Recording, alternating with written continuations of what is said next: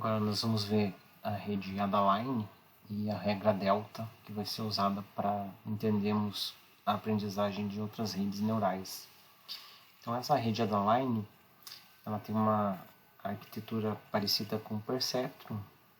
Nós temos também a Madaline, nós temos M, camadas escondidas, daí nós podemos chamar de M Adaline ou Madaline.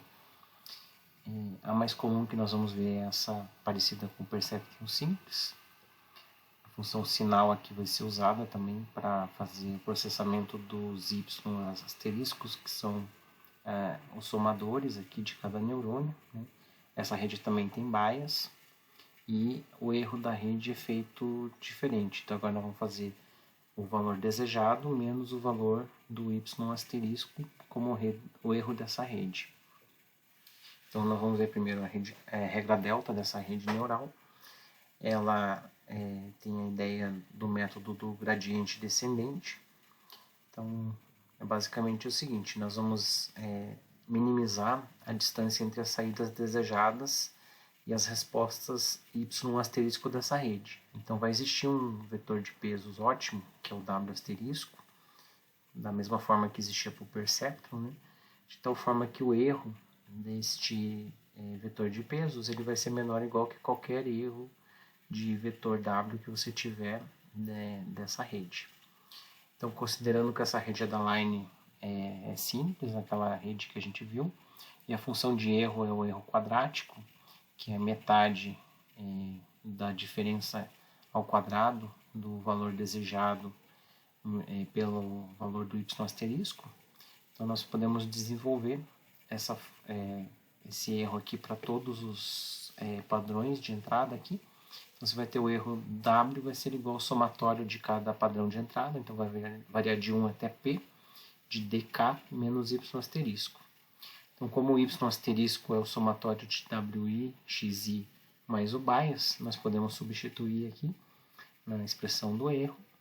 E aqui, na verdade, você tem a multiplicação do vetor w de pesos pelo x mais o bias θ. Então, se você aplicar o gradiente em relação ao vetor w, nós temos que o gradiente vai ser a derivada parcial dos erros em função em relação ao w, né, o vetor w.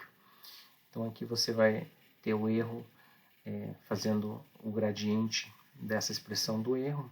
Vai ficar como o somatório de 1 até p, de dk menos o mesmo termo aqui, wt mais transposto x mais o bias, multiplicado pela variável que é o x.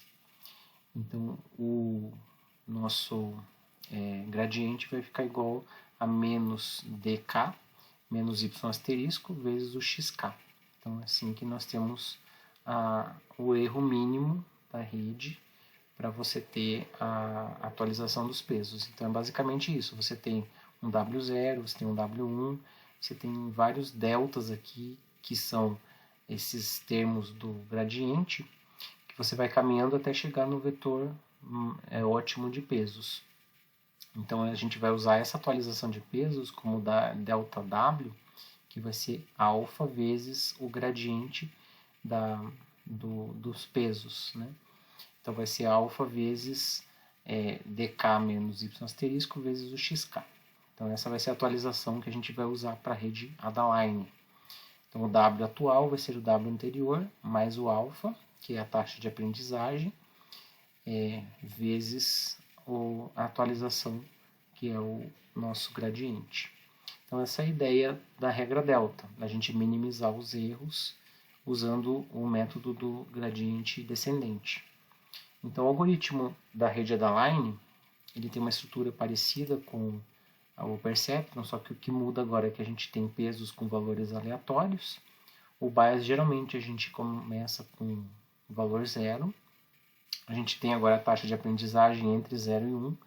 Geralmente, a gente não usa o valor 1, como a gente estava usando no Perceptron. A gente usa um valor intermediário aqui. Essa rede aqui ela tem essa característica. A convergência fica muito lenta quando a taxa é muito próxima de 0. E ela fica não garantida para valores próximos de 1. Então, enquanto o critério de parada não for satisfeito, nós executamos os passos de 2 até 5. Então, apresentamos cada par de treinamento para a rede, né? Então, os X com os desejados.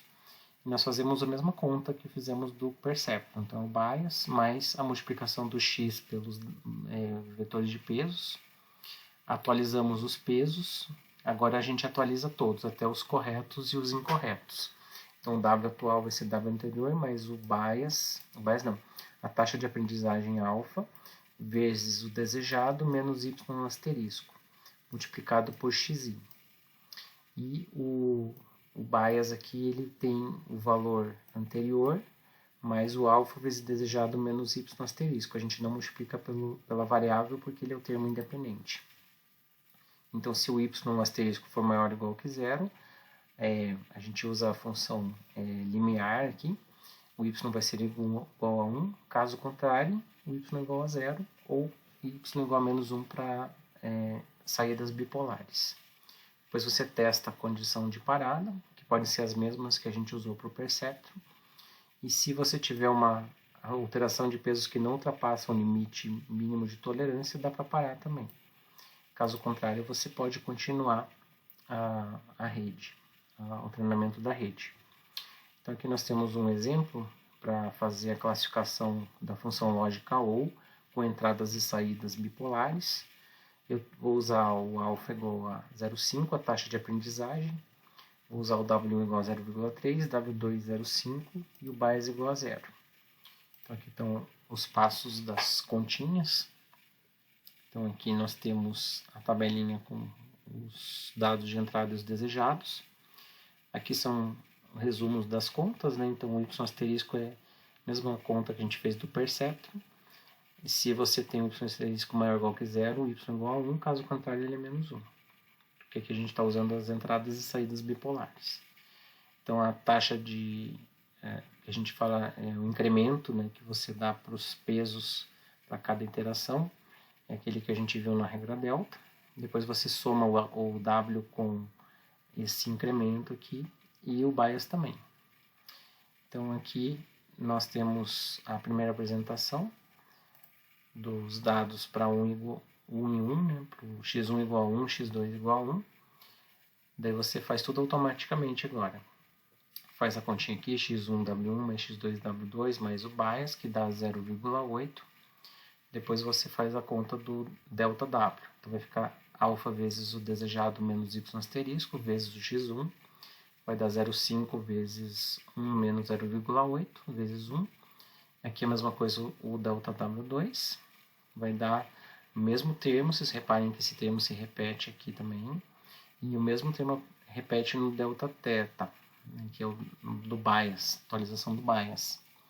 Então, nas próximas vezes, a gente já pode dizer que esses delta W1 e delta W2, eles vão ser o delta bias, né, o incremento do bias, multiplicado por cada variável, x1 e x2, x1 para o W1, x2 para o W2. Aí a gente vai ter uma conta um pouquinho mais simples de se fazer. Depois você soma aqui o W1 com o incremento dele, da regra delta, W2 também, e o bias vira 0,1. Daí nós temos a próxima apresentação. Com esses valores aqui, a gente tem o y igual a 1 com essa apresentação. Com a segunda apresentação, que é 1 e menos 1, aqui a gente já pode substituir. Nós podemos fazer primeiro a conta do delta θ, que deu aqui 0,55. A gente usou os parâmetros já atualizados aqui da apresentação anterior, que viraram 0,4, 0,6 e 0,1. Então aqui está tudo mais automatizado. E aqui você tem os novos pesos para a próxima apresentação. Nesse caso aqui o y ficou igual a menos 1 com esses pesos que estão aqui. Depois da próxima apresentação, já vamos fazer as contas simplificadas também. Nós temos esses pesos. E a última apresentação, menos 1 e 1, vai te dar aqui esses pesos. Nós podemos fazer a visualização também, da mesma forma que a gente pega esses W1, X1, W2, X2 mais o bias, vai dar essa equação da reta aqui, que vocês já podem ver que ela separa corretamente os dados. e no final a gente calcula o erro.